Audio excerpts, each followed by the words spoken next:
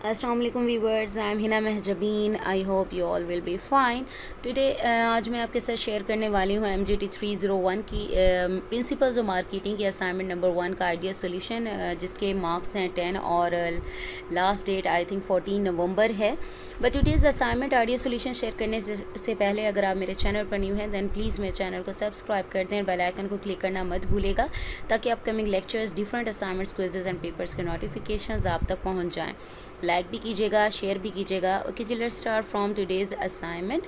Weightage given है 3 है और टॉपिक थीम नंबर 1 से आया है, यानी असाइनमेंट का जो टॉपिक है थीम्स में डिवाइड किया गया। आई थिंक 13-14 थीम है मे बी। तो थीम नंबर 1 आप लोग देख लीजिएगा, मैं आप लोगों को वही दिखाने वाली हूँ। लर्निंग ऑब्जेक्टिव ज़रूर पढ़ा करें, इससे आपको पता चलता है कि असाइनमेंट किस टॉपिक से ली गई है।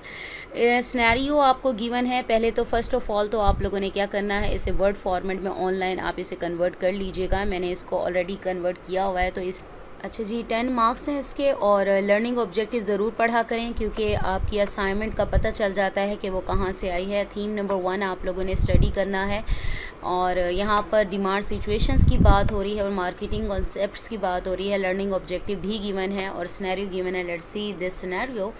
और Ecolux furnishings are new launched company that designs as eco friendly furniture and home decor, यानी एक नई कंपनी है जो लॉन्च हुई है जो इको फ्रेंडली फर्नीचर और होम डेकोर यानी ये चीज़ें बनाती है।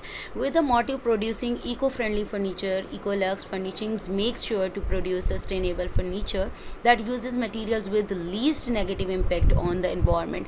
यानी इको, यहाँ पर बात हो रही इको फ्रेंडली फर्नीचर की बात हो रही, वो फर्नीचर जिसमें लीस्ट हार्मफुल या फिर कहें लीस्ट नेगेटिव इम्पैक्ट वाला फर्नीचर बनाया जाता है, जो क्या है लीस्ट नेगेटिव इम्पैक्ट डालता है एनवायरनमेंट में, यानी हमारे एनवायरनमेंट के लिए अच्छा होता है, ज़्यादा ख़राब नहीं होता। तो इसमें क्या गया, for instance the material they use has minimal chemical components. इसमें क्या है, केमिकल कंपोनेंट्स कम होते हैं। Furniture can easily be recycled and is less harmful to the environment. Being a newly, अब यहाँ पर मैंने हाईलाइट की हुई हैं चीज़ें।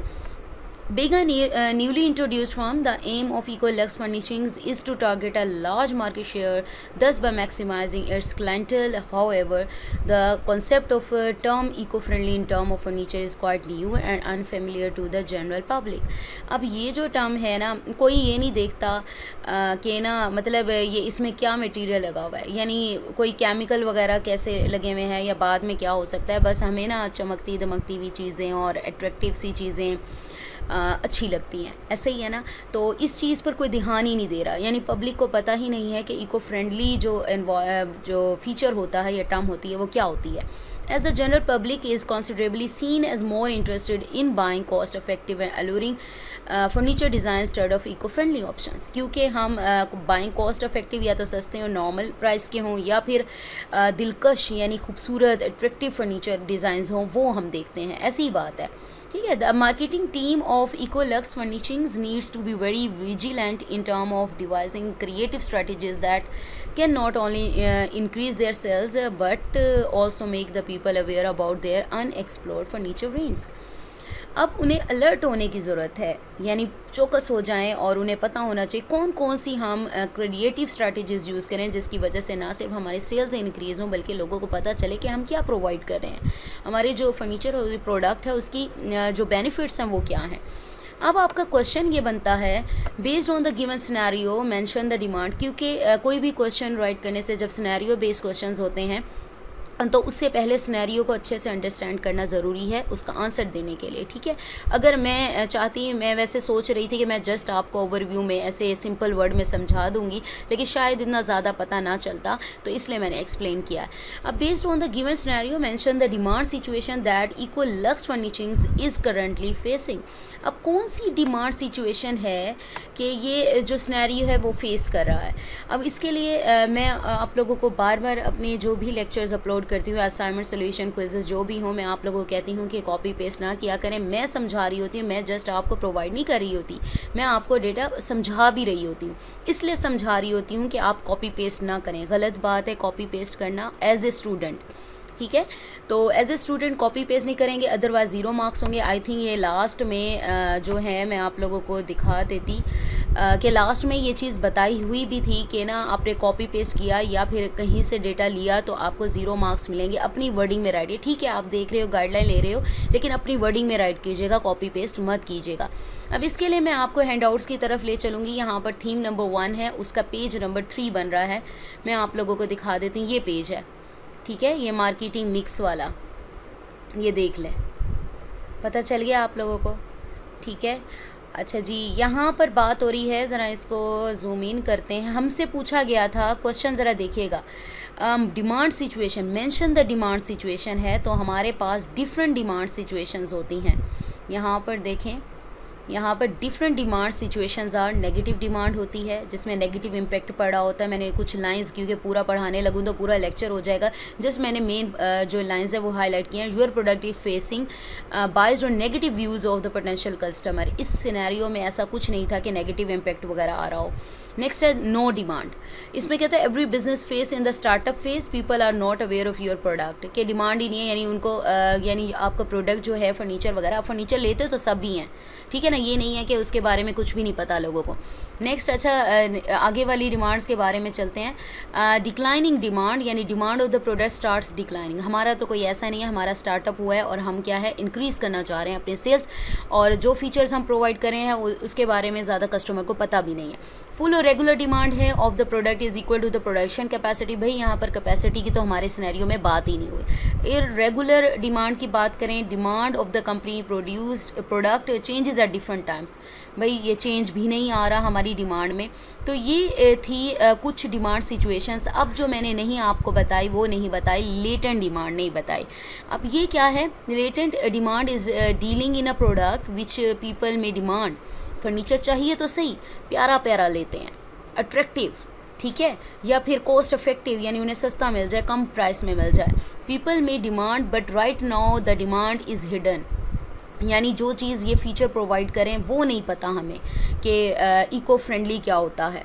For example insurance policy which initially was introduced and had latent demand and people did not take interest in it.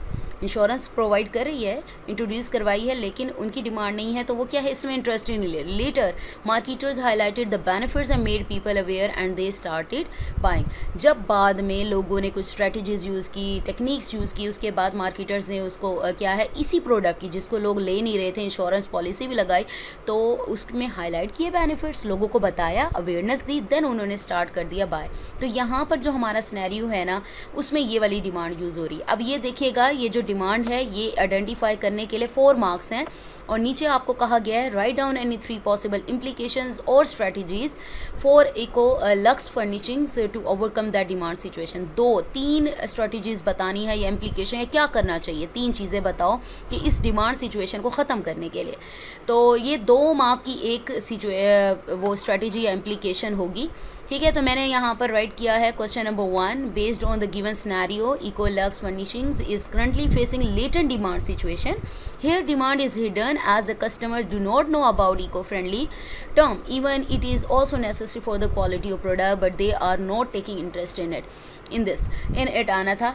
अच्छा, यहाँ पर मैंने जस्ट थोड़ा सा राइट किया है कि मेन मेरा ये था कि ये डिमांड बताना, बाकी आप इसको अपनी वर्डिंग में यहाँ से देख लें या लेटेंट डिमांड के बारे में आप सर्च कर लें, उसके क्या मतलब बेनिफिट से क्या आ जाएगा इसमें, इस डिमांड को ओवरकम करने के लिए क्या क्या चीज़ें हैं या ये डिमांड क्या होती है, ठीक है। ये इसके लिए आप अपनी वर्डिंग में राइट कर सकते हैं और इसको सर्च कर सकते हैं, क्योंकि कुछ चीज़ें मैं आप लोगों के लिए भी छोड़ देती होती हूँ। Write down any 3 possible implication, strategies बतानी है। अब स्ट्रैटेजीज़ क्या हैं, first of all recognise customer requirements, यानी पहले तो आपको ये देखना है कि कस्टमर की रिक्वायरमेंट्स क्या हैं, कस्टमर क्या चाहता है। जब तक कस्टमर की रिक्वायरमेंट्स को रिकग्नाइज नहीं करेंगे तब तक कोई भी बिजनेसमैन, कोई भी बिजनेस ऑर्गेनाइजेशन, बिजनेस ही कहें, बिजनेस क्या है, सर्वाइव नहीं कर सकती मार्केट में, क्योंकि नीड्स पता होंगी, वो भी चेंज होती हुई, तो तब ही इसके क्या है अपने प्रोडक्ट को उनके अकॉर्डिंग बना सकेंगे। तो यहाँ है this company needs to identify the latent needs and develop product और services that fulfil these needs, यानी जो नीड्स चाहते हैं और को इफेक्टिव बनाएं अपने प्रोडक्ट को। इसको भी आप अपनी वर्डिंग में इंक्रीज़ करके पैराग्राफ फॉर्म में राइट कर सकते हो। नेक्स्ट है इंक्रीज़ कंज्यूमर अवेयरनेस अवेयरनेस। हमें पता है कि इको फ्रेंडली जो टर्म बताई गई है उससे पब्लिक जो है, जनरल पब्लिक जो है अवेयर नहीं है।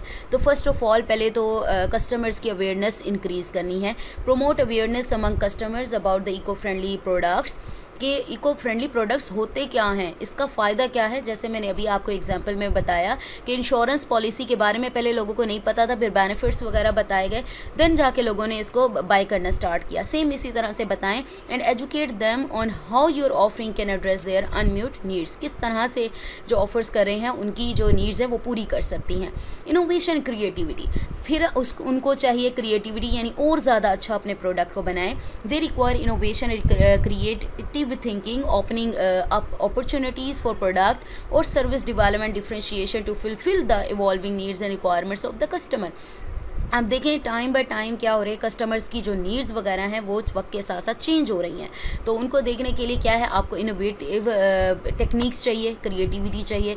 नेक्स्ट है distribution expansion, extend distribution channels to reach the target audience effectively, explore partnerships with retailers, online platforms और local outlets that cater to the specific customer segment, यानी अपने जो चैनल वे जो यूज़ कर रहे हैं डिस्ट्रीब्यूशन का उसको एक्सप्लोर करें, एक्सटेंड करें।